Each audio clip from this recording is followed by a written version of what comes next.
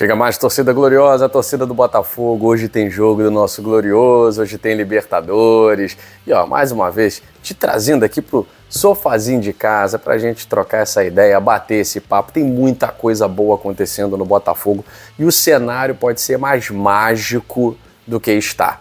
Uma classificação para as semifinais da Libertadores, uma vitória hoje sobre o São Paulo vai coroar tudo o que está acontecendo na SAF Botafogo. A gente vai falar das metas ousadas para 2025 e vamos falar também do planejamento da diretoria até o final de 2024 em termos de arrecadação, sócio-torcedor e muito mais que você vai acompanhar, claro, além daquele pré-jogo, aquele esquenta que você só acompanha aqui no GG depois da vinheta.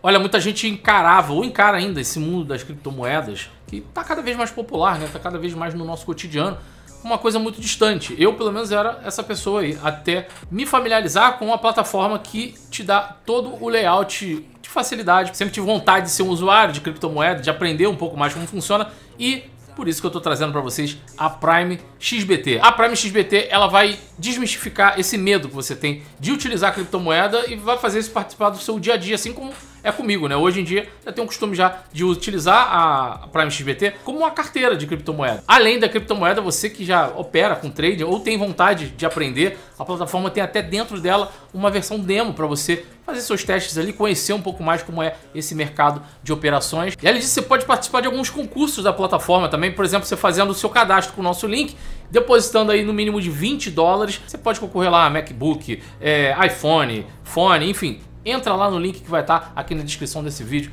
participa lá. Tenho certeza que você vai se interessar muito por esse mundo das criptomoedas que vem fazendo parte cada vez mais do nosso dia a dia. O link vai estar aqui na descrição desse vídeo, juntamente com o nosso código promocional, beleza? Vamos lá, gente. Todo mundo ansioso, tá todo mundo nervoso, tá todo mundo tenso, mas também com um sorriso no rosto, porque vergar o manto alvinegro nunca foi tão satisfatório. A gente colocou essa camisa, a gente vestiu essa camisa, a gente apoiou, a gente gritou no estádio, Caio Martins, Maracanã, Marechal, Newton Santos, em situações completamente adversas. E hoje, nós estamos vivendo um cenário que pode ser mágico, um cenário que pode ser sensacional, fantástico, e que poucos alvinegros imaginavam que poderia acontecer num curto espaço de tempo. O time que nós tínhamos em 2022 era um time operário, mas já era melhor do que aquele que nós tínhamos há algumas temporadas, para o time que estamos vivendo e vendo agora em 2024, que nos dá a possibilidade de sonhar. Isso é muito bom. E na reunião de segunda-feira, entre outras coisas, o CEO Tairo Arruda falou sobre as metas ousadas para 2025. Meta de 2025 é um título grande. Em 2024, isso pode acontecer. Nós estamos entre os 8 melhores da América. Nós estamos na liderança do Campeonato Brasileiro. Então isso pode acontecer.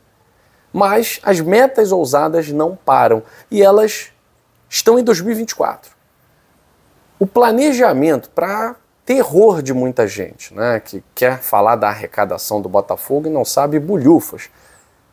A arrecadação do Botafogo prevista para o fim de 2024 é de 600 milhões de reais. 600 milhões de reais. Quando nós imaginaríamos isso num cenário, num curto espaço de tempo? É claro que isso passa, a manutenção disso passa pela base. Sem um centro de treinamento de qualidade, referência, não há como competir com os outros clubes do Rio de Janeiro. Eu sempre aviso aqui, eu sempre falo, o CT do Botafogo é a carta de alforria para o futuro. É a liberdade financeira do Botafogo e a autonomia financeira do Botafogo para o futuro. Porque com o melhor centro de treinamento, vamos supor, nem do Brasil, da América, do Rio de Janeiro, você já tira bons valores dos outros clubes rivais. Porque não tem essa de, porque o pai é Flamengo, ele quer o filho no Flamengo e tal. Até quer. Mas se o Flamengo não quiser, porque a peneira é um negócio assim, ó, passa tipo um funil. Quem já jogou bola, quem já tentou fazer peneira, sabe como é que é. E aí você tem um centro de excelência no Rio de Janeiro, que conecta, que faz mercados globais, com clubes europeus, você vai preferir botar o teu filho lá. E o Botafogo tem a possibilidade de tirar os bons valores dos outros clubes, para que esses outros bons valores sequer pisem nos outros clubes. Eles já venham para o Botafogo. Então o Botafogo está investindo muito no sub-20, sub-17. Um planejamento é fazer com que esses jogadores que estão chegando no sub-20 tenham mais rodagem no profissional, com responsabilidade, sem pressão, como foi feito com o Yarlen. O Yarlen é um jogador que muita gente achou que seria muito utilizado no elenco do Botafogo. O planejamento não é mais queimar jogador. Nós já queimamos um jogador que tinha tudo para dar certo, que foi o Matheus Nascimento. Então o planejamento que está sendo feito com o Yarlen é um planejamento com muita calma, para que ele jogue na categoria dele, Campeonato Carioca do ano que vem, ele apareça mais vezes, tudo feito da melhor maneira, da maneira ideal, como deve ser feito, fazendo essa integração aos poucos. Jogou Libertadores, né, ele, o Fabiano, enfim, 600 milhões de reais em arrecadação em 2024. Vocês imaginam, com um grande título, agora em 2024, o aumento de sócios-torcedores, que deve chegar a 70 mil sócios-torcedores, hoje. O Botafogo está com mais de 69 mil sócios-torcedores. Deve chegar a 70 mil sócios-torcedores só hoje. Lembrando que a torcida abraçou a causa. Não cabem 70 mil pessoas no Newton Santos. E não estão apenas do Rio de Janeiro esses sócios-torcedores. Eu falo com você, que é sócio-torcedor e que mora longe do Rio de Janeiro. Mas muita gente me fala, Guilherme, para mim vale super a pena, porque com as parcerias que o Botafogo tem, eu consigo recuperar esse dinheiro, por exemplo, em cashback ali, cashback aqui, ou então só o prazer de ajudar o desconto em produtos do Botafogo. Enfim, a torcida abraçou. Com um grande título em 2024, a torcida vai abraçar ainda mais. E aí nós teremos a grande possibilidade de ultrapassar a marca de 100 mil sócios-torcedores. Porque o John Textor não pensa pequeno. O John Textor pensa grande. E é por isso que ele pegou um clube grande como o Botafogo para administrar. E hoje tem jogo grande. O cenário para ficar perfeito tem que ter uma vitória do Botafogo hoje.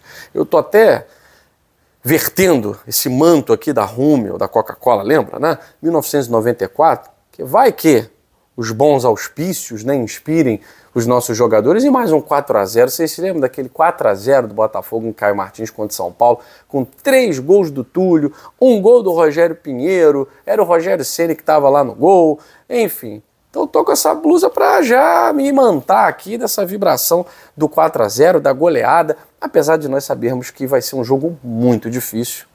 Lá no Dois Toques, nosso outro canal, que a gente vai falar muito de Libertadores hoje também, te convido a seguir o nosso canal Dois Toques, a Casa do Futebol, deixar o like lá nos vídeos, se inscrever. A gente vai falar muito de Libertadores, eu falo lá, é um jogo equilibrado, não tem favorito. Botafogo e São Paulo não há favoritismo.